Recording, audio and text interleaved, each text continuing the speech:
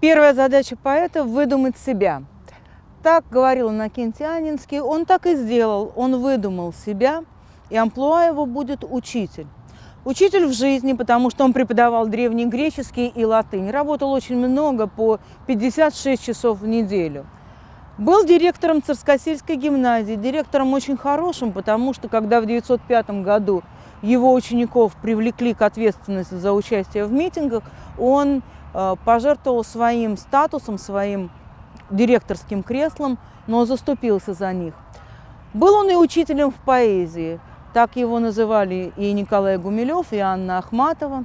Николай Гумилев, будучи гимназистом, входил в кабинет директора для того, чтобы показать свои юношеские стихи, а директор показывал ему свои.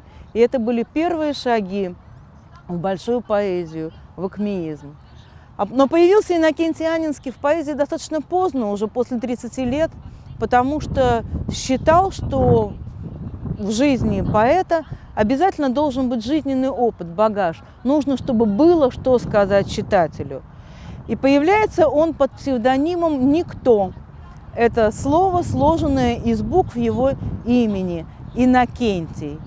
И появится как учитель и как предтеча Серебряного века, во многом предсказавший, как минимум, акмеизм. А что было у нас на земле, чем вознесся орел наш двуглавый, в темных лаврах гигант на скале? Завтра станет ребячей забавой. Уж на что был он грозен и смел, да скакун его бешеный выдал. Царь змеи раздавить не сумел, и прижатая стала наш идол. Иннокентий Анненский абсолютно по-другому прочитывает вот этот миф о медном всаднике и его восприятие. Всегда говорили о том, что это Петр I покорил природу. Он создал город в том месте, где человек жить не должен бы, а змея символизирует вот эту всю природу. А Анненский пишет наоборот: прижатая стала наш идол. То есть победить природу нельзя, она все равно возьмет свое. Поэтому вот эти страшные наводнения, которые одно из них унесет жизнь самого основателя, самого Петра I. Вот удивительно, Иннокентий Анненский создал одно из лучших стихотворений о Петербурге, и при этом там нет восторга, там нет упоения. Наоборот, он строительство города называет проклятой ошибкой. И любил ли сам Анненский Петербург? Не знаю, я думаю, что он отдавал ему должное и понимал, что это город не похожий ни на какой другой, но там отрава бесплодных хотений. И этот город ближе к городу Достоевского, городу умышленному, самому умышленному городу на свете, потому что он создан мыслью, и он порождает мысль. Поэтому Петербурга так много в литературе.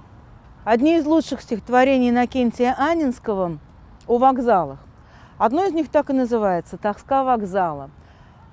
Это ощущение и состояние людей, которые прощаются перед дальней дорогой, не зная, что их ждет в будущем, встретятся ли они еще. Вот такое же чувство испытывает и человек в Петербурге. И я думаю, что самое точное определение вот этого петербургского мифа Анненского было бы петербургская тоска. Слово «тоска» Владимир Набоков говорил, что очень трудно переводимо на английский язык. Ближе всего к меланхолии, но это другое. Это смутное беспокойство, это неясная боль души, когда ты не понимаешь причину, но тебя одолевает вот это смешанное и очень сложное состояние. Такая ностальгия, ностальгия по красоте. Самое точное ощущение в Петербурге. И издалека Петербург может показаться городом серым, тоскливым из-за тяжелого неба, из-за частых дождей, а на самом деле он желтый. И придумал это итальянский архитектор Доменико Трезини, когда этот город только строился, только создавался. Приехав из солнечной Италии, он был удручен, как здесь тускло и уныло.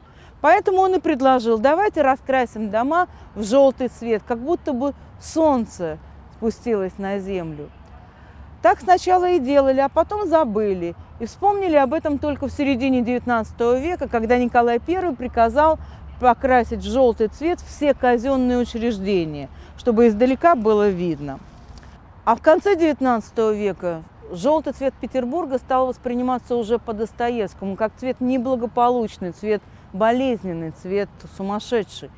Василий Кандинский так и говорил, что желтый цвет – это цвет болезни. А начиналось все с замечательной, удивительной идеи Петра построить в совершенно неподходящем месте город. Сочинил ли нас царский указ, потопить ли нас шведы забыли, вместо сказки в прошедшем у нас только камни да страшные были. Однако замысел Петра нравился далеко не всем, и не все его поддерживали. Например, Евдокия Лопухина вообще посылала проклятие этому городу, этому месту. Так и говорила: Петербургу, мол, быть пусту. Этот миф, проклятие городу, будет использоваться потом и в литературе. Это будет первая страница романа Толстого «Хождение по мукам». Так будет называться эссе Дмитрия Мережковского, где он объяснит, почему здесь жить нельзя. Здесь всегда наводнение, и даже те немногочисленные жители, которые обитали в этих местах, придумывали привязывать во время наводнений доски, из которых делались дома, к деревьям. А потом, когда вода сходила, отвязывать и собирать заново эти дома. Но город здесь было построить нельзя. Вместо памяти в прошлом у нас только камни, потому что Петр задумал построить сразу каменный город. А как это сделать? Камня здесь нет, его нужно было приносить с собой, если вы входите в этот город. А самое главное – каменщики. Где их взять? И Петр издает указ, по которому запрещает на всей территории России строить каменные дома, только деревянные. И все каменщики оказываются без работы. Единственное место, где есть для них работа, это новый строящийся Петербург. Вот здесь они и оказываются, и начинается грандиозное строительство. Только камни нам дал чародей, да Неву буро-желтого цвета, до простора немых площадей, где казнили людей до рассвета. Имеется в виду казни, может быть, и декабристов, которые участвовали в восстании здесь, на Сенатской площади.